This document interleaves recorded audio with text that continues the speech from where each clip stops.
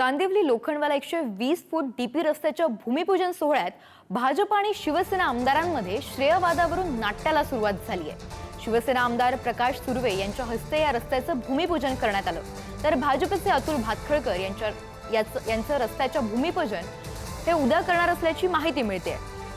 रस्त्याचं काम अनेक वर्षांपासून रखडलं होतं। अथक प्रयत्नांनंतर रस्त्याचं काम सुरू करण्याची परवानगी मिळाली।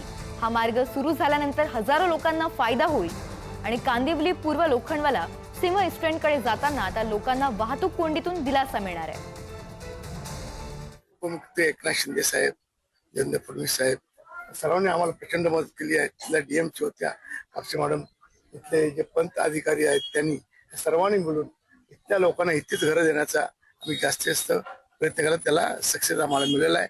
आता मगाशी सचिन बोलला की काही कुरार पॅटर्नवाले आहेत, त्याच्या बाबतीतून आपण इथे अधिकाऱ्यांना बोलून त्यांची सुद्धा पाहणी केली आणि त्यांच्या बाबतीत सुद्धा योग्य निर्णय घेतला जाईल, कोणी बेघर होणार नाही।